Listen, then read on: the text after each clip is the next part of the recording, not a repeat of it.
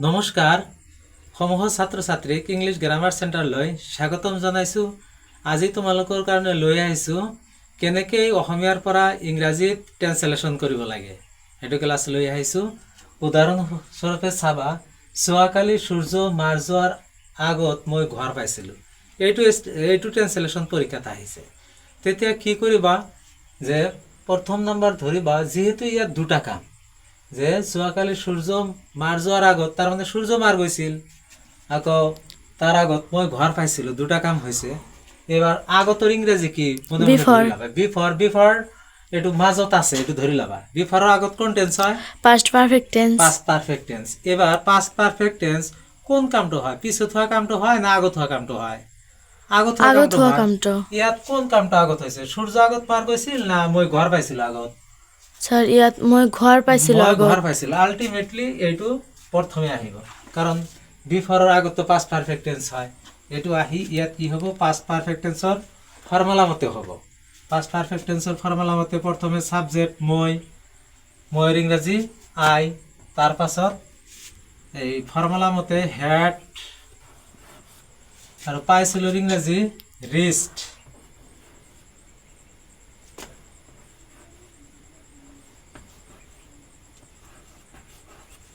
Subject had verb 3, মই ঘৰ পাইছিলোঁ, এইখিনি হৈ গৈছে।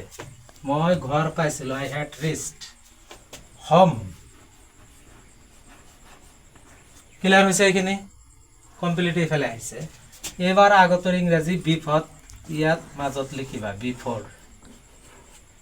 এবাৰ সূৰ্য মাৰ গৈছিল, এইটো পিছত হোৱা কামটো পাষ্ট ইনডিফিনিট টেন্স, আকৌ বিফৰৰ পাছতো পাষ্ট ইনডিফিনিট টেন্সে হয়। ইয়াত সাবজেক্ট হ'ব দি সান।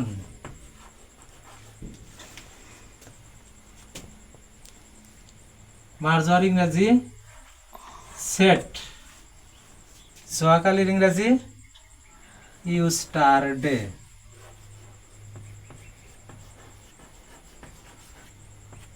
বুজি পাইছা? এইটো স্যাৰ অসমীয়াত দেখা পাইছোঁ মই ঘৰ পাইছিলোঁ, এইটো পিছত আছে।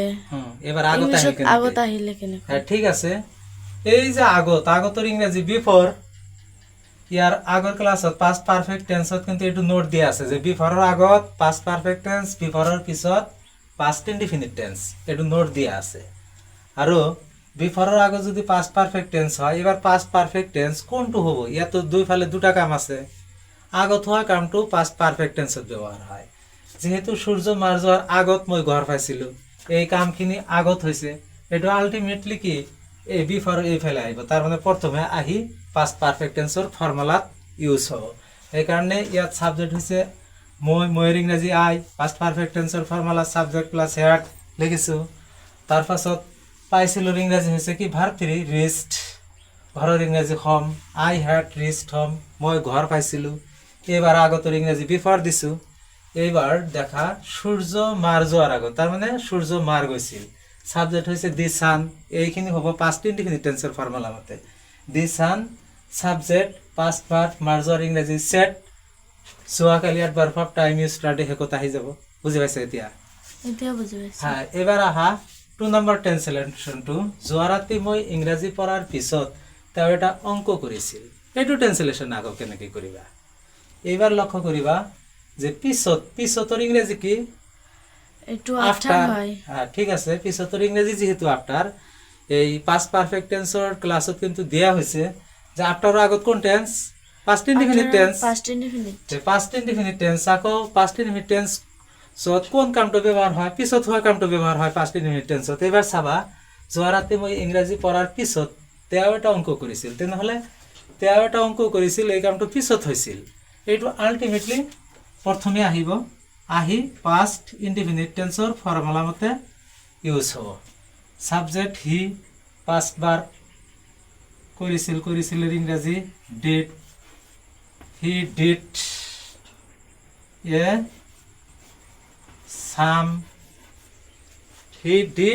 সাম, তেওঁ এটা অংক কৰিছিল। এইখিনি হৈ গৈছে। এইবাৰ পিছতৰ ইংৰাজী হৈছে আফটাৰ।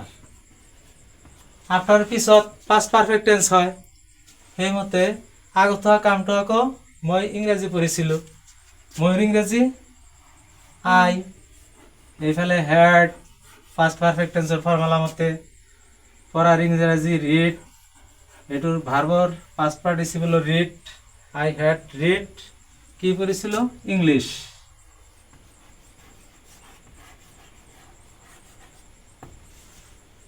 কেতিয়া পঢ়িছিলোঁ যোৱা ৰাতি লাষ্ট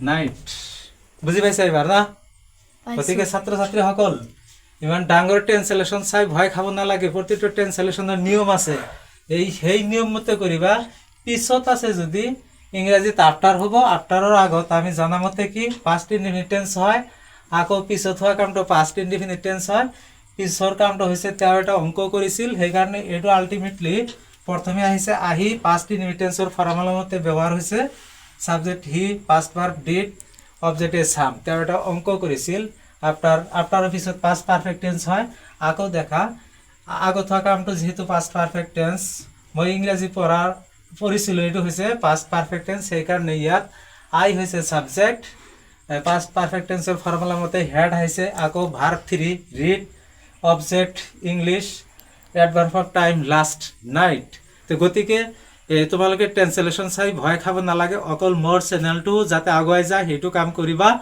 আৰু ইয়াৰ পাছত আৰু নতুন নতুন ট্ৰেন্সলেশ্যন লৈ তোমালোকৰ আগত আহিম thank you my dear students